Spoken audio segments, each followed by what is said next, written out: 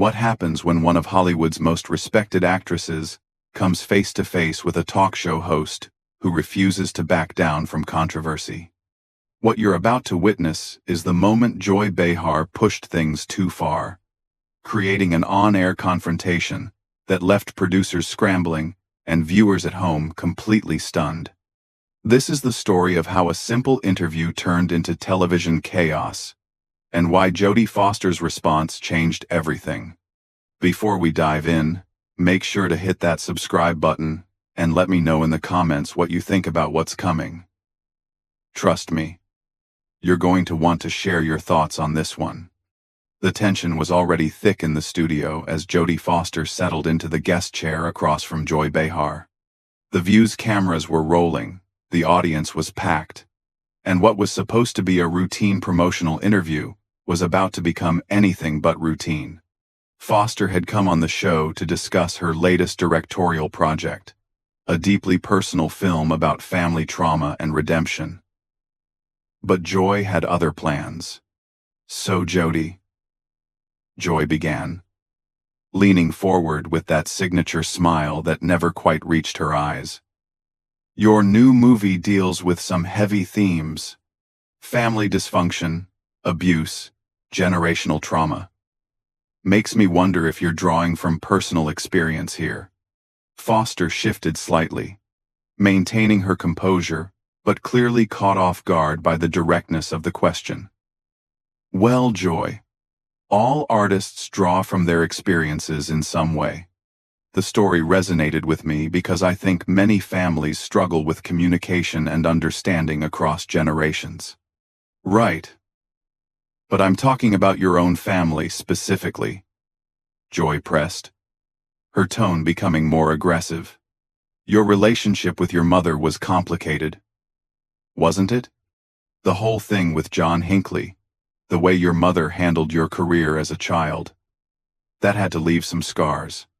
The studio audience grew noticeably quieter.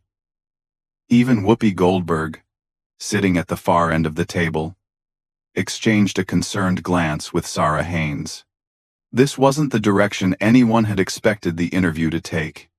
Foster's jaw tightened almost imperceptibly. "Joy, I appreciate your interest, but I'm here to talk about the film and the important themes it explores. The characters in this story are fictional, and while all art comes from somewhere personal, I think it's more valuable to focus on what audiences can take away from it." "Oh, come on," Joy interrupted, waving her hand dismissively. "You can't hide behind the art when you're putting your own trauma on screen for everyone to see. I mean, your mother essentially pimped you out to Hollywood when you were just a kid. That's what child stars go through, right? And then, when that obsessed fan tried to kill a president to impress you, where was she then?" The words hung in the air like a slap. The camera operators continued rolling, but you could see the uncertainty in their movements. This was live television, and things were spiraling fast. Foster's voice remained steady, but there was steel beneath it now. "Joy, I think you're confusing interview with interrogation. My mother was a single parent doing her best to support 4 children.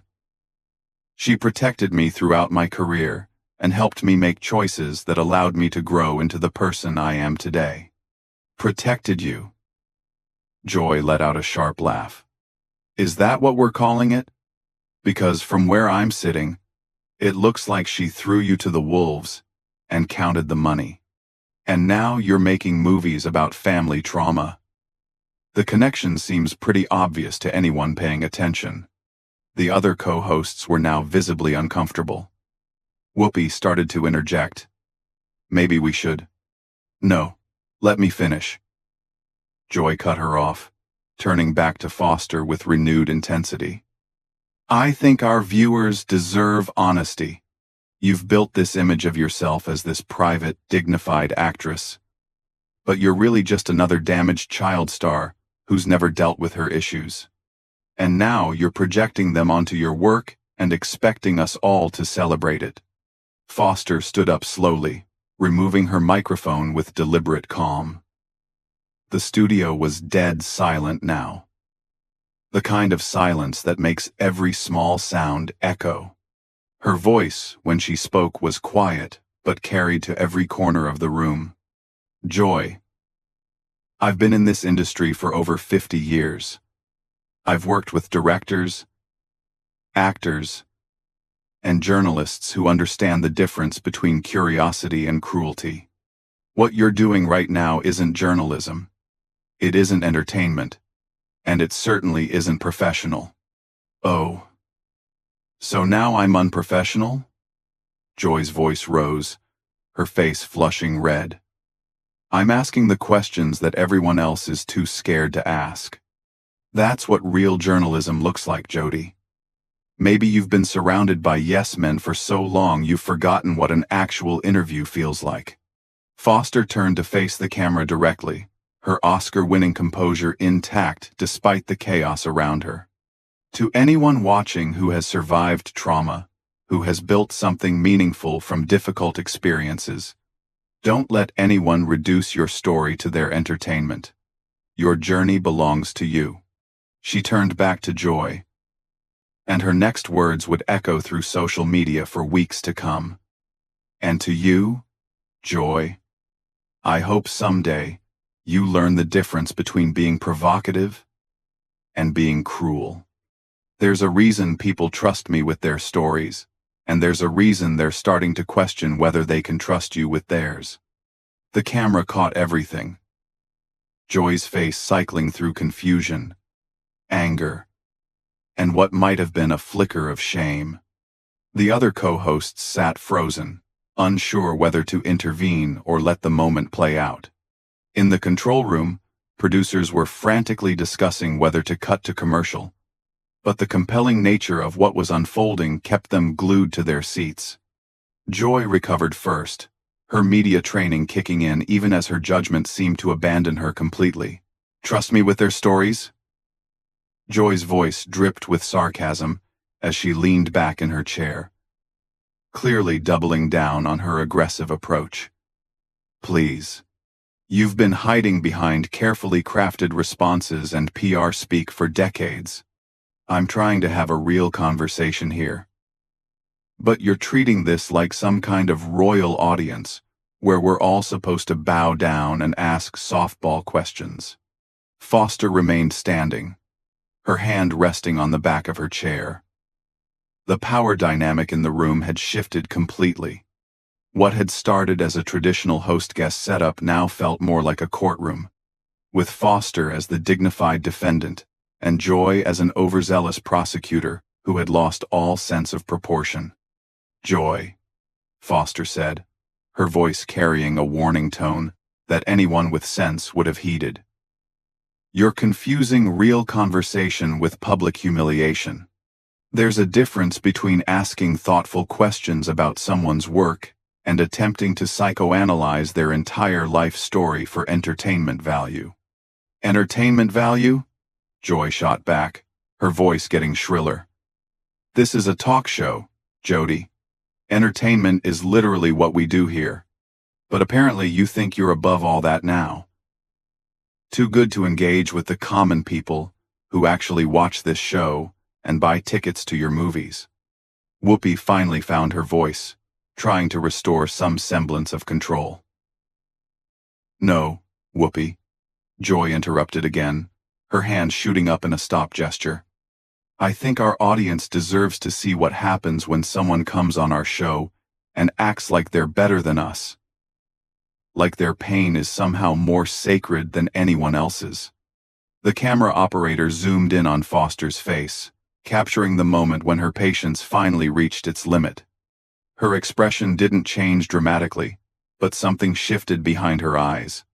A decision being made in real time. You want to know about pain, Joy? Foster's voice remained level, but it carried new weight.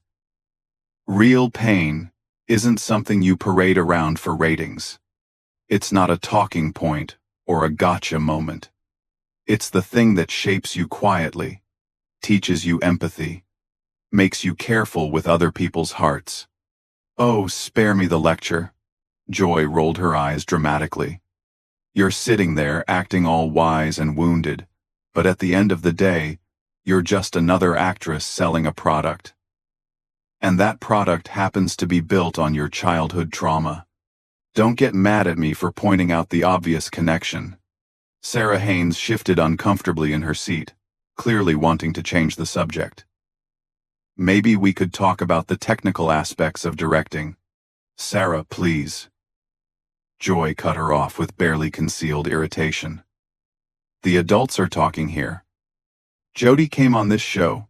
She promoted a movie that's clearly autobiographical, and now she wants to pretend like asking about it is somehow crossing a line. That's not how this works. Foster took a step closer to the table, and her presence seemed to fill the entire studio. You're right about one thing, Joy. This isn't how it works. Professional interviews, respectful conversations, basic human decency, none of that seems to work for you. So let me try something different. The studio fell completely silent. Even the crew members who had been moving around quietly in the background stopped what they were doing. I've been coming on talk shows since I was 13 years old, Foster continued, her voice gaining strength with each word. I've answered thousands of questions about my life, my work, my choices. I've dealt with intrusive paparazzi, tabloid rumors, and people who thought my privacy was their property. But I've never, in 5 decades of public life, encountered someone who seemed to take such genuine pleasure in trying to hurt someone on live television. Joy's mouth opened, but for once, no words came out immediately. You keep talking about real conversation, Foster pressed on, but real conversation requires respect. It requires listening. It requires caring about the person sitting across from you as more than just content for your show. What you're doing isn't conversation, Joy. It's performance art, and the art is cruelty. Finally, finding her voice again, Joy's response revealed just how little she understood about the hole she had dug for herself. Oh, so now I'm cruel? Because I ask hard questions? Because I don't treat celebrities like they're made of glass? Sorry if I burst your bubble, Jodie, but this is the real world. People have opinions about your life whether you like it or not. Having opinions and weaponizing someone's personal history for television drama are two very different things, Foster replied. And the fact that you can't see the difference explains a lot about why this show has become what it's become. The comment hit like a physical blow. Joy's face went red, and you could see the exact moment she decided to abandon any pretense of professionalism entirely. What this show has become. Joy's voice rose to near shouting level. This show has been successful for over 25 years. We've interviewed presidents, Nobel Prize winners, every major celebrity in the world. And now, some actress who hasn't had a hit movie in a decade is going to lecture me about television? The insult hung in the air, and everyone in the studio knew Joy had just made a massive mistake. Foster's filmography spoke for itself. Her recent directorial work had been critically acclaimed, and attempting to diminish her career accomplishments was both factually wrong and professionally suicidal. Foster smiled for the first time since the interview began, but it wasn't a warm smile. You know what, Joy? You're absolutely right. I haven't had a hit movie in a decade. I've been too busy directing films that matter, working with actors who understand their craft, and building a body of work that I'm proud of. You're right that I'm not used to this kind of treatment. In my world, people show up prepared. They treat each other with basic respect, and they understand that their job is to serve the audience, not their own ego. My ego? Joy stood up now, abandoning her host chair and stepping into the open space between the table and Foster.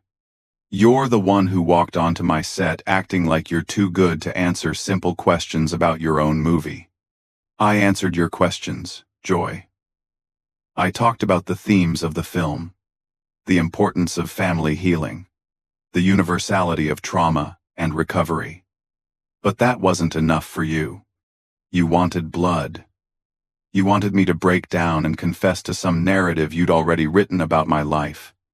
The two women now stood facing each other in the center of the studio, with the cameras capturing every word, every gesture, every micro-expression. The other co-hosts looked like they were watching a car accident in slow motion, wanting to help but unsure how to intervene without making things worse. "You want to know what I wanted?" Joy's voice carried a note of desperation now, as if she was finally beginning to understand how badly this was going, but couldn't stop herself from making it worse. "I wanted honesty. I wanted someone to finally admit that Hollywood is built on damaged people, selling their pain to audiences who eat it up. I wanted you to stop pretending like you're above it all." Foster's response would become the most quoted moment of the entire exchange. "Joy," Foster said, her voice cutting through the tension like a blade. "The difference between us is that I've never pretended to be above anything. I've acknowledged my struggles, I've grown from them, and I've used them to create something meaningful. You, on the other hand, are using other people's struggles as weapons. And you're doing it because you think it makes good television. That's not honesty.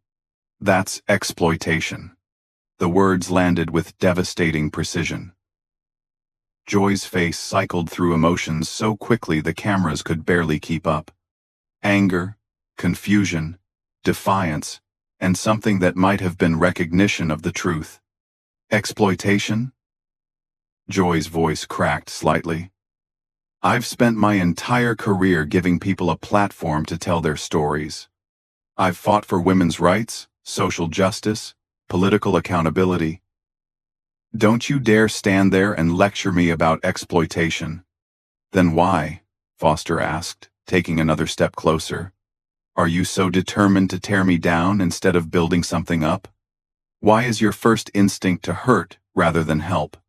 If you really cared about social justice, wouldn't you want to use this platform to discuss the real issues the film addresses instead of turning my personal life into a spectacle?" For the first time since the interview began, Joy seemed genuinely at a loss for words.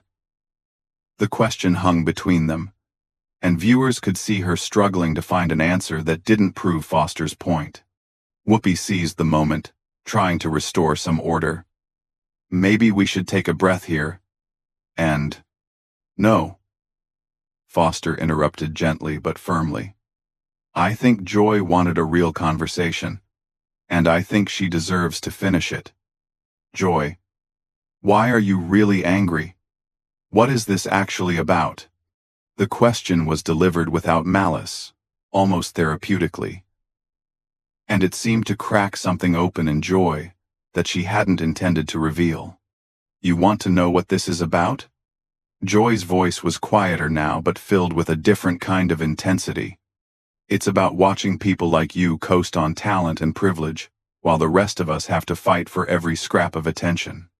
It's about sitting here day after day, entertaining housewives and retirees, while actors like you get to make important art and act like you're saving the world."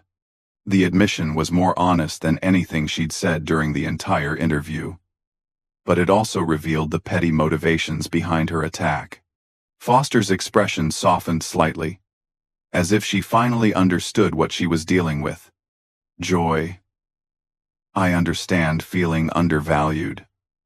I understand the frustration of working hard and feeling like it goes unrecognized.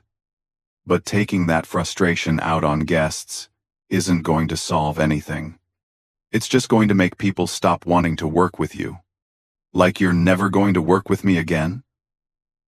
Joy shot back, but there was less venom in it now, more defensiveness. I don't know, Foster replied honestly. That depends on whether you can learn from this moment or whether you're going to double down on the behavior that created it. Joy looked around the studio, seeming to notice for the first time how silent everything had become.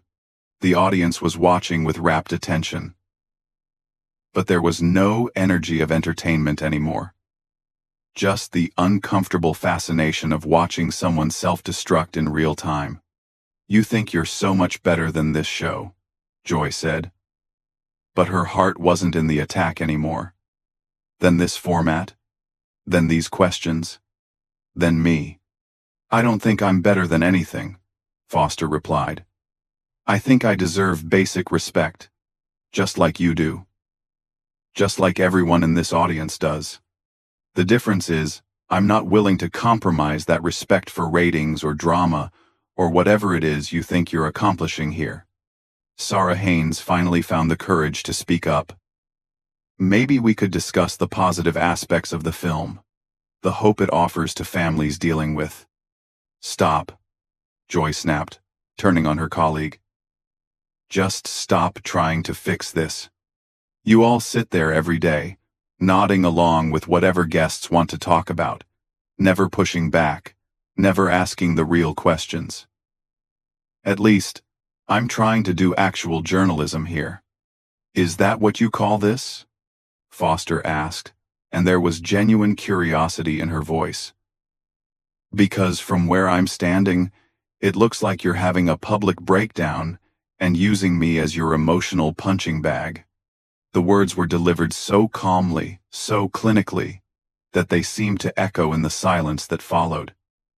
Joy opened her mouth to respond, closed it, opened it again, and then seemed to deflate entirely. You know what? Joy said finally, her voice barely above a whisper. Maybe you're right. Maybe I am having a breakdown. Maybe I'm tired of pretending that what we do here matters when people like you make it clear that you think you're slumming it just by showing up. Foster's response was immediate and unexpectedly compassionate. Joy, what you do here can matter. This show reaches millions of people every day. You have the opportunity to educate, to inspire, to bring important conversations to people who might not have access to them otherwise.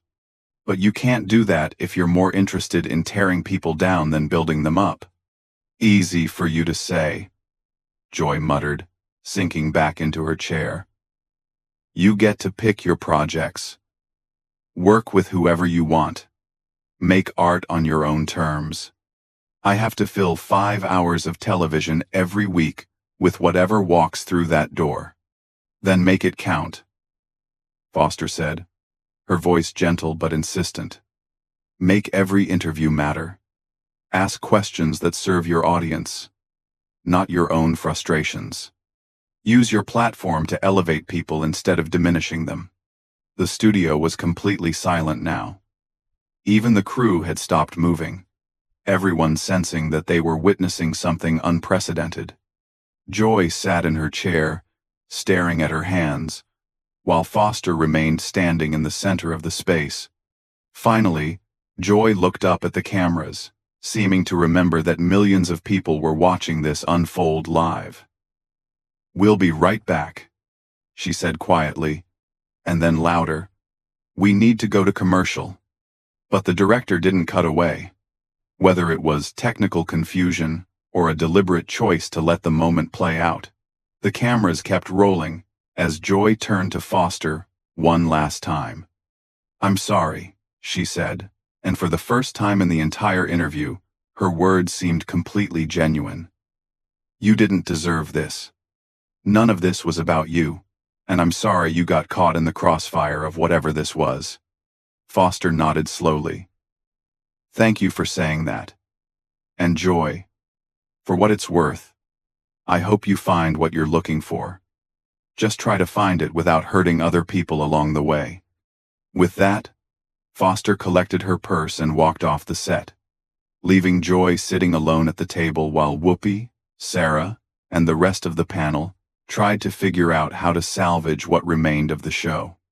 As the cameras finally cut to commercial, viewers were left with the image of Joy Behar sitting in stunned silence, finally understanding the cost of her approach to journalism and perhaps, for the first time in years, questioning whether the entertainment value was worth the human cost. What did you think of this explosive confrontation? Was Joy Behar completely out of line? Or was she just doing her job as a tough interviewer? Drop your thoughts in the comments below and make sure to subscribe for more behind-the-scenes stories that show what really happens when the cameras are rolling. The truth is often stranger and more dramatic than fiction.